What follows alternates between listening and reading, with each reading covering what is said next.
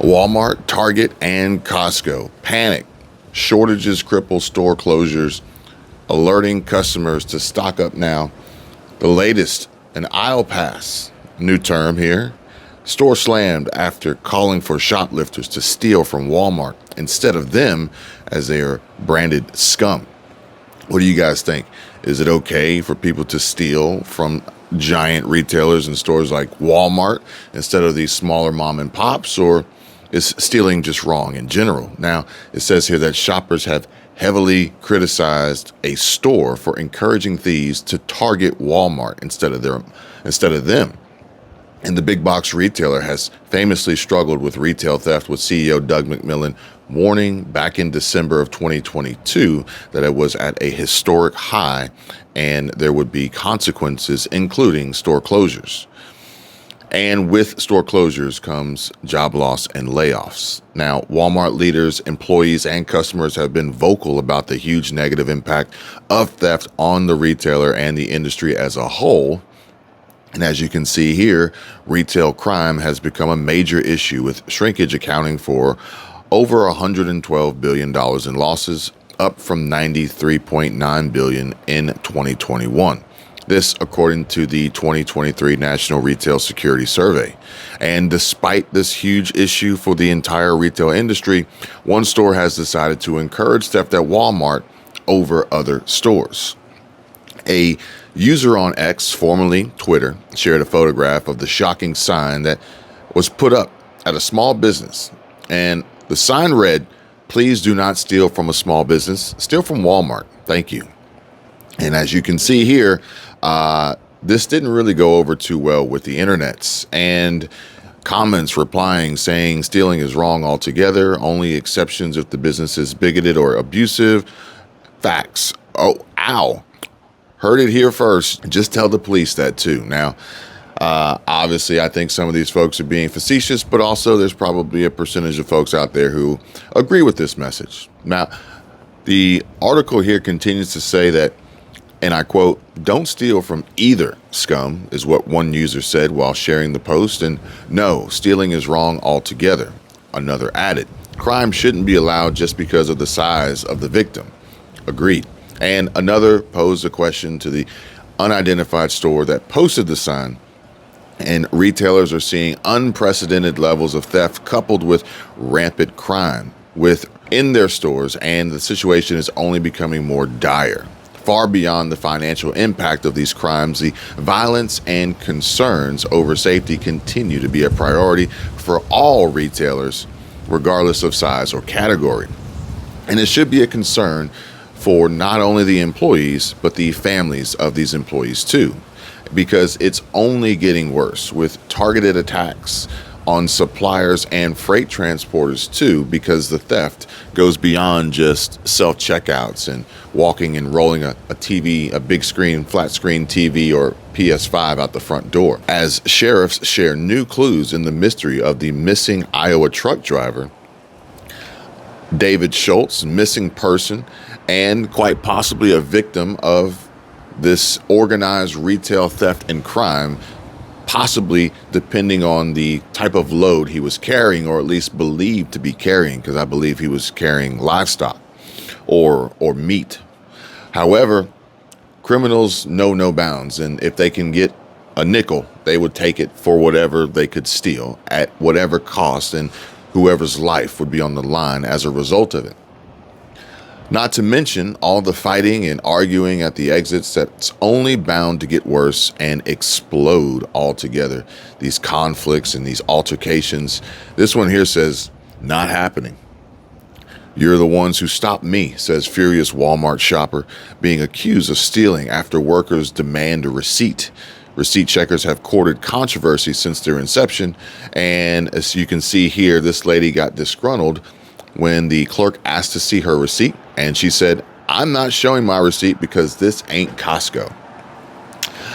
A disgruntled Walmart shopper has hit out at workers for demanding to see her receipt, and the woman was seen being interrogated by the retailer's staff for proof of purchase before marching out of the store. But wait, there's more, because this problem isn't just here in the United States. This problem actually is worldwide. It's global. And these are signs and warning signs and indications of what's to come. Red Sea attacks, retailers rush to avoid delays to spring collections.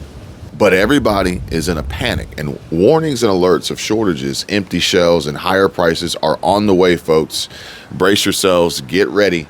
I'm already hearing about it from folks sending me emails and messages and direct messages and contacting me. It's already happening, and it's only going to get worse. If you have any information, anything to share, any insight, any insider intel, then by all means, feel free, send me an email, link down below in the description. However, retailers worldwide are stocking up on goods before China's Lunar New Year holiday and seeking air or rail alternatives to transportation via the Red Sea in a scramble to avoid empty shelves this spring. And these are according to executives and experts telling Reuters. One European retailer said it was delaying marketing campaigns for some specific goods until stocks were secured. And this has a cascading domino rippling effect. I'm in marketing, theoretically, I'm saying I'm in marketing.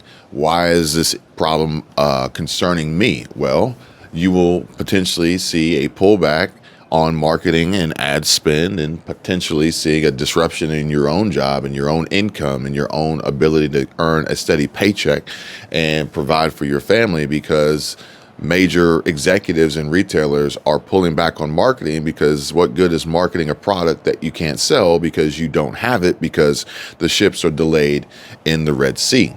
And major container ship operators like Maersk and Hapag-Lloyd are rerouting vessels away from the Suez Canal, the shortest route from Asia to Europe, after militant attacks on vessels in the Red Sea. The diversions have raised fears of another prolonged disruption to global trade, just as supply chains unsnarl after the COVID pandemic.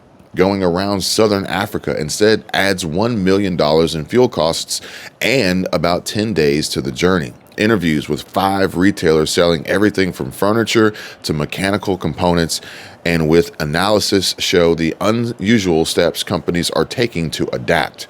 And these steps will include job loss, layoffs, furloughs, temporary layoffs, a cut in hours, a reduction in pay, elimination of bonuses. There's going to be all sorts of negative impacts. And then from the consumer standpoint, the shelves will be empty. We will experience shortages. There will be supply chain disruptions. There will be delays, and there will be higher prices, inflation, and price hikes and increases. US-based BDI Furniture is front-loading orders and relying more on factories in Turkey and Vietnam. It is also asking freight brokers to bypass the Panama and Suez canals and ship goods across the Pacific Ocean to California, where they can be transported by rail to its East Coast U.S. warehouse. Hannah Hajar, vice president of operations at BDI Furniture, said it has low stocks of some media cabinets, bedroom, and office furniture that are already on ships. These are going to affect some of these folks like Court and other office furniture companies, but perhaps maybe this could possibly introduce greater opportunities for the freight haulers on the ground, these semi-truck drivers, these CDL drivers, these Class A drivers, owner-operators, over-the-road, long-haul drivers. Maybe you're going to see an increase in available opportunities for loads coming from California going to the East Coast. However, maybe not so much going back and finding loads going back, but regardless, maybe coming out of California, you might see some luck there. I'll check FreightWaves and see what they say. Now, it says here that we just did not expect all these recent delays, and no one really does. But he said, adding that the disruptions have lengthened transit times from Vietnam by 10 to 15 days. Companies transporting goods from China to Europe and the United States are considering alternatives like rail and air. But high prices mean they have to be strategic about which products to prioritize. Hajar says BDI is using the California route as a solution on a case-by-case basis because rates are now double the normal cost of shipping through the Suez or Panama Canal. With that being said, we also know how efficient or inefficient the California ports have been in the past. So maybe all this added volume coming through there could potentially cause Long Beach to cripple and collapse and bottleneck and just see the problems of the pandemic era all over again. But it's a race against time. Retailers are also in a race against time because on February 10, factories in China closed for anywhere from 2 weeks to a month for the Lunar New Year holiday. So companies typically try to export as much as possible beforehand, but with vessels rerouted, fewer ships will be back in China in time to load the cargo before the holiday, and that means likely delays to products meant to land on Western shelves in April or May. Logistics experts are already reporting a container shortage at Ningbo port in China. So this is early warning. This is early planning. We will more than likely continue talking about this as we approach spring and summer. But heads up now, folks, if there's anything you need, if there's anything you're looking to get, if there's anything you want, you may want to consider getting it now. You may want to consider placing your orders early so that you can make sure that you get it and make sure you're not paying the highest price possible for it. I can guarantee you that if this continues on, if the conflicts and the disruptions and the delays that we're seeing continue on, there will be shortages, there will be delays, there will be empty shelves, there will be increased demand based on limited supply, and there will be higher prices at a time where folks are extremely cost conscious and sensitive about every single dollar they spend on not just wants, but needs too. The worst thing to happen to a retailer is having a significant delay on a product that they won't be able to market because of seasonality, said Rob Shaw, the general manager for EMEA at inventory software company Fluent Commerce. The lessons from COVID are on stock being delayed. Order a little bit earlier and allow for a little bit more air freight. According to CEO Simon Wolfson and what he told Reuters, one option is a rail route from Western China to Eastern Europe. Craig Poole, UK Managing Director of Cardinal Global Logistics, said the cost of using it has jumped to around $9,000 to $10,500 per 40-foot container, which used to be from around $7,000 in November, and it is increasing daily. Folks, higher prices are coming, okay? They are not going to absorb these costs. They are going to pass them along to the businesses and then to the consumers, B to C, business to consumer. They're going to pass it along. And then as this consumer continues to feel the pinch, continues to feel the squeeze, there will be demand destruction. They will have to pull back. They will be forced to pull back. And this will then result in job loss and layoffs because it will further impact businesses' ability to produce revenue and ultimately profits. Meanwhile, those who are considered high income, those who are wealthy, those who are rich, the elites, they will take and buy whatever they want, and it won't bother them in the slightest. So folks, I don't want April and May to roll around and we hear reports of folks in worse off financial situations and personal financial situations than they are now as a result of these trade route disruptions and added fuel costs and added labor costs and higher prices that only further exacerbate the pain that we're already feeling right now. IC Trade, which exports mechanical components from China to Italy, is exploring the rail option, but it's not easy to find the space, said founder Marco Castelli. To make up for one vessel, you need 100 trains. That is unreal, unbelievable, and just insane, shocking, crazy. And we all know how dangerous these trains are with derailments and falling off the tracks. And folks, this isn't just for the United States. This is worldwide, okay? I hope this message reaches other countries like Italy and different parts of Europe. RBC analysts said that continued disruptions could hurt European retailers' gross profit margins, while the prospect that fresh supply chain strains will push up prices has raised fears of another bout of global inflation. Like I said, folks, higher prices, it's coming. And The warning notices are probably already being sent out. If you work in any sort of manufacturing or distribution role, odds are you've probably already received notification of the potential likelihood of price increases.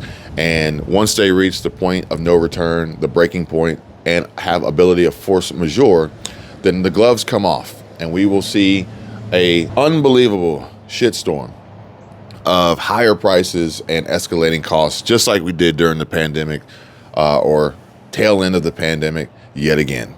And for some companies, the latest disruptions highlight the need to permanently shift supply chains so factories are closer to the end consumer, a process often called nearshoring, and BDI Furniture aims to cut its dependence on China to 40% of total orders over the next 2 or 3 years from 60% currently by sourcing more from Vietnam and Turkey. Now, granted, this could potentially be a temporary solution, but there's always the possibility of conflict or disruption or whatever it may be. But I can guarantee you this, by shifting production, manufacturing away from China, you automatically inherently increase your cost, and that will be passed on to everyone else. So just understand that, beware. I want you guys to know. If you got any intel, any inside intel, please share. But if you got any questions, feel free, reach out. CVS will close some Target pharmacy locations as well. And this isn't necessarily directly related to the supply chain, but it is related to the consumer and the squeeze that the consumer is feeling and the changes that are happening with these different dynamics in the market and what to expect. CVS will close dozens of pharmacies located inside of Target stores in early 2024. A company spokesperson said on Thursday, the closures come as retail pharmacy chains in the U.S. face increasing difficulties with their prescription business, workforces, and more. CVS will shutter the pharmacies between February and April of this year as part of the Rhode Island-based company's plan to space out stores and pharmacies more. And this is according to Amy Thibault, spokesperson for CVS Pharmacy. She sent an email to CNN and says the closures are based on our evaluation of changes in population, consumer buying patterns, and future health needs to ensure we have the right pharmacy format in the right locations for patients, she said.